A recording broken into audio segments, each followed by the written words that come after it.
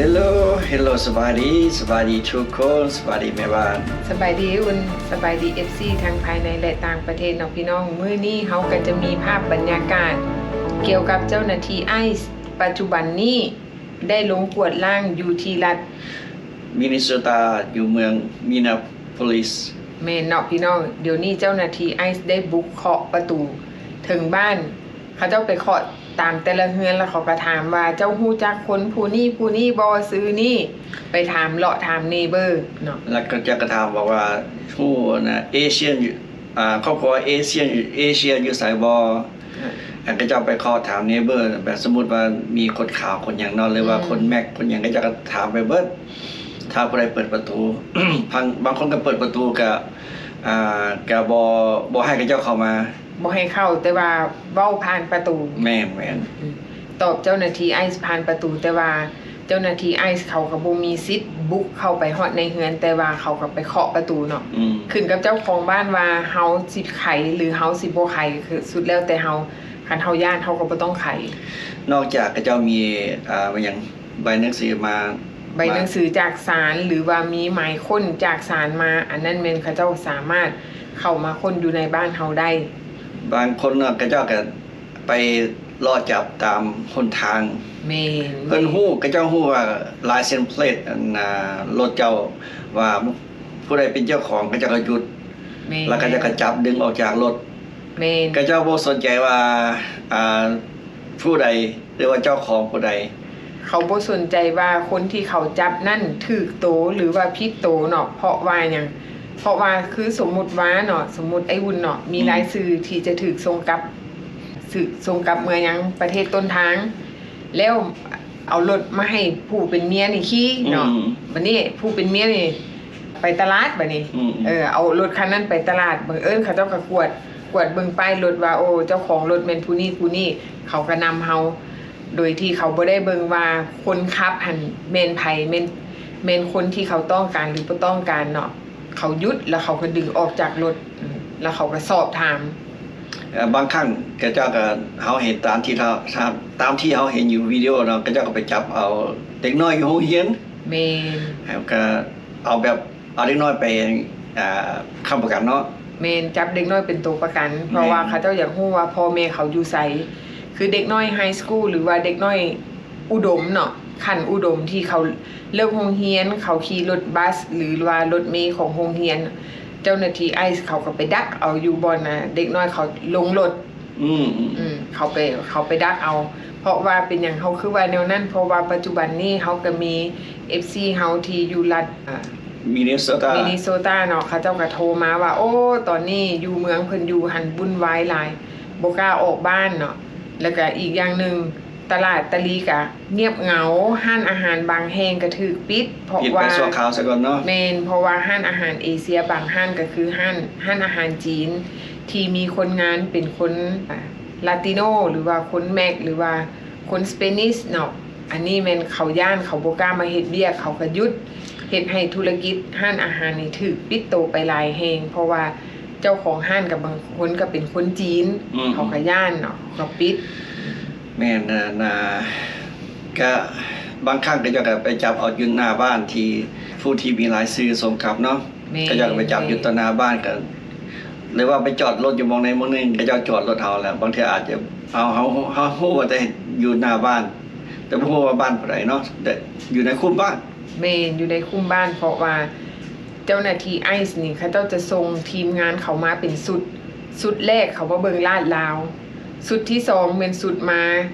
เลาะกวดตามแต่ละบ้านสุดที่3เป็นลงปฏิบัติการเนาะคันเขาเห็นเบาะแสว่าโอ้แน่นอนแน่ใจแล้วเขาเจ้าก็เอิ้นลูกทีมของเขาแบบว่ามาประสานเนาะทำการจับกลุ่มนั่นเองอีกอย่างนึงเนาะอย่าง protest เขาเจ้าก็มา protest กับพวกตำรวจไอซ์แม่นแบบมันแบบเข่งขึ้นแบบหลายขึ้นเพราะว่าความวุ่นวายนี่หนึ่งมาจากเจ้าหน้าที่ไอซ์ที่เขาเจ้าเลาะตามบ้านความวุ่นวายอันที่2ก็คือคนประชาชนคนในชุมชนออกมาประท้วงที่บ่พอใจเจ้าหน้าที่ไอซ์ที่ประชาชนเบิ่งแล้วมันเฮ็ดให้เฮารู้สึกว่ามันเป็นการกระทำที่เกินกว่าเหตุ เป็นการกระทำที่เบิ่งแล้วเบิ่งเหตุเกินหน้าที่เนาะเพราะฉะนั้นคนประชาชนเขาจึงออกมาประท้วงบ่อยากให้เกิดความหุนแฮงแล้วก็บ่อยากให้จับแม่นแต่ว่าการออกมานั่นมันไปเพิ่มความหุนแฮงบัดนี้เขามีภาพหนึ่งที่อันสาวหนุ่มคนนั้นเนาะที่เราไปประท้วงนี่แหละ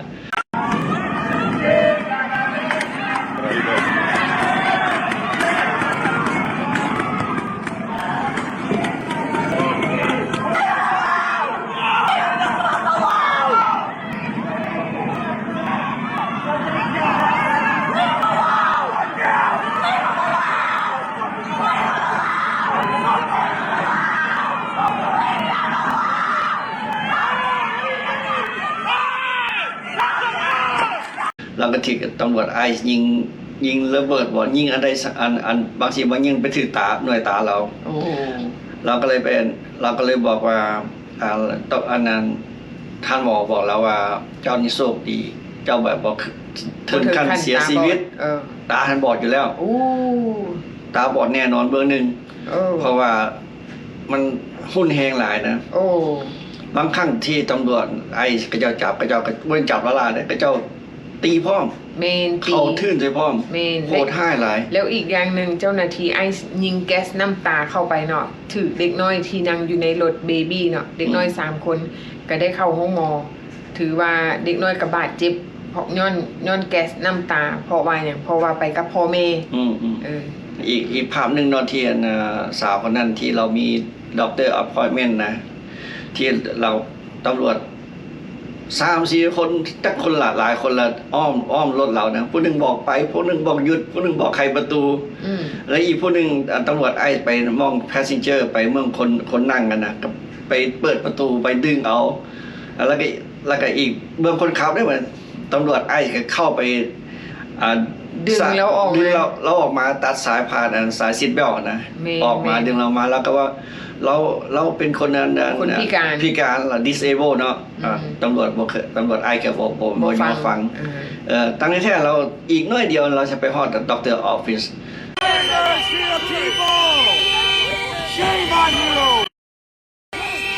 Force is not law. Force is not law. You are not following the law.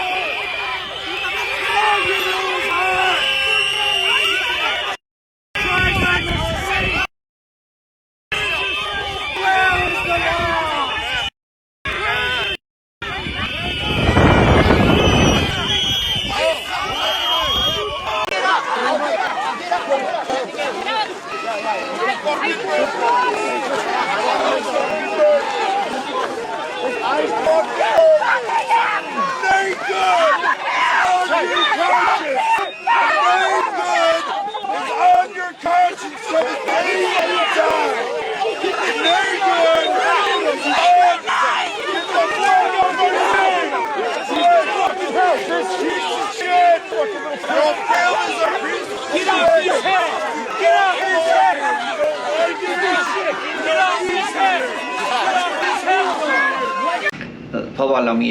อพาร์ตเมนต์ไปหาด็อกเตอร์ส่วนวันสุดท้ายเราก็ได้ไปห้องหมอ ห้องหมอที่เราก็เจ็บแบบว่าเจ็บสาหัสก็จังซี่ล่ะก็จะบ่ยอมฟังมีหยัง ทุกสิ่งทุกอย่างแบบว่าเขาเจ้าหยุดถามเฮานี่เขาเจ้าสิทุบรถทุบแวนรถเขาจะบ่เปิดแวน เมนเพราะฉะนั้นเนาะถ้าหากว่ามันเกิดกรณีแบบนี้กับคนลาวเฮาสิ่งที่ดีที่สุดก็คือเฮาให้ความร่วมมือเขาบอกเฮาจอดเฮาก็จอดเขาบอกเฮาลงเฮาก็ลงแบบเฮาบ่ขัดขืนเนี่ยนะ แม่นเฮาสิ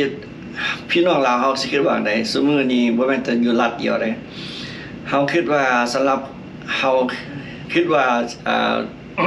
แบบเอา ID ไปนำบ่หรือว่าเอาพาสปอร์ตไปนำบ่ติดต่อไปนำjust in case ว่าเขาเจ้าตำรวจไอซ์มาหยุดถามเฮาเฮาก็บ่ฮู้เด้อันนี้เฮาก็บ่ฮู้ว่าเขาเจ้ามาจากไสบ่เพราะว่าเขาเจ้าบ่ได้ขี่รถไปแบบขับรถตำรวจนะขับรถแบบรถธรรมดาสามัญเฮาก็บ่ฮู้ว่าเฮาสิไปเจอมื้อใดเนาะเพราะว่าซุมื้อนี้เฮาก็คงยินข่าวว่าก็หลายรัฐหลายเมืองที่เขาจัดตำรวจออกไปกวดบ่แม่นแต่รัฐเดียวเนาะหลายรัฐแม่นหลายรัฐเดี๋ยวนี้เขาเจ้าก็เริ่มลงทยอยแต่ละรัฐแต่ว่าถ้าหากว่ารัฐใดที่เขาเจ้ากวดพ่อว่ามีคนอพยพที่อยู่แบบผิดกฎหมายหลายเนาะยกตัวอย่างคือรัฐมินนิโซตาเขาก็เพิ่มจำนวนของเจ้าหน้าที่ไอซ์ลงไปเพื่อจะกวดล้างใช้คำว่ากวดล้างเนาะเพราะว่าแต่ละมื้อนี่เฮาเห็นภาพความหุนแฮงนี่เพิ่มขึ้นแล้วก็จับคนลาวเฮาได้หลายขึ้นแม่นเนาะเพราะฉะนั้นล่ะเฮาก็พี่น้องลาวเฮาควรคิดว่าสิเตรียมพาสปอร์ตไปนำบ่ ID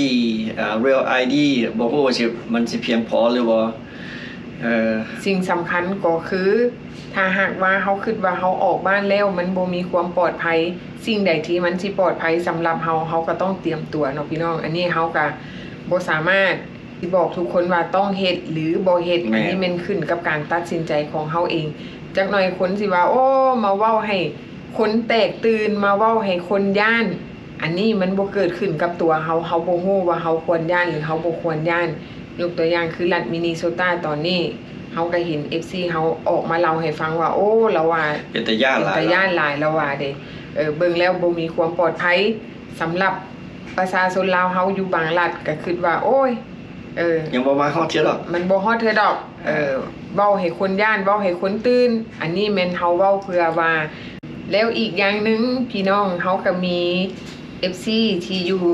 หลายรัฐหลายเมืองโทรมาเล่าเรื่องเหตุการณ์เกี่ยวกับเจ้าหน้าที่ไอซ์ให้ฟังก็คือการไปเสนอตัวกับเจ้าหน้าที่ไอซ์เนาะบางคนไปเสนอตัวกับเจ้าหน้าที่ไอซ์เจ้าหน้าที่บางคนก็ให้คำแนะนำเป็นอย่างดีเขาก็บอกว่าถ้าหากว่าเจ้าบ่มารายงานตัวในมื้อนี้มื้อหน้าค่อยก็สามารถไปจับเอาเจ้าบ่ว่าเจ้าสิไปอยู่ไสค่อยก็ไปเอาเจ้าได้บ่ว่าเจ้าสิเดินทางบ่ว่าทางรถหรือทางเครื่องบินเขาก็สามารถไปดักเอาเจ้าได้เพราะฉะนั้นเวลานี้เจ้าหน้าที่บอกว่าบางรัฐบางเมืองก็มีเจ้าหน้าที่ไอซ์ที่ลงเฮ็ดเวียกอยู่ตามสนามบินนะเพราะว่าเวลาเฮาผ่าน TSA เขาเห็นเฮาแล้วถ้าหากว่าเขาต้องการตัวเฮามื้อใดเขาก็มีสิทธิ์หยุดเฮามื้อนั้นได้เพราะฉะนั้นเขาเจ้าก็เลยบอกว่าถึงเวลามาเสนอตัวก็มาตามกำหนดเพิ่นว่าเด้แต่ว่าเฮาก็ย่านเนาะพี่น้องเนาะอันนี้สุดแล้วแต่ตามแต่ละคนเด้ออันนี้นะคันเฮาย่านเฮาก็บ่ไปเนาะพี่น้องเฮาก็อยู่จนนาทีอยู่จนนาทีสุดท้ายมีแต่ว่าณช่วงเวลาที่เฮาฮู้ว่าเฮามีรายชื่อที่ไปรายงานตัวและเฮาย่านถูกเจ้าหน้าที่ไอจับสิ่งที่เฮาควรเฮ็ดก็คือเฮาเตรียมตัวเตรียมพร้อมเตรียมเงินเตรียมอกเตรียมใจเตรียมทุกอย่างเนาะเฮาก็เฮ็ดมาหลายๆคลิปให้ทุกคนได้เห็นแล้วว่าคนที่ถูกส่งกลับเมืองยังประเทศลาวนั้นชีวิตการเป็นอยู่ของเขาเป็นแนวใด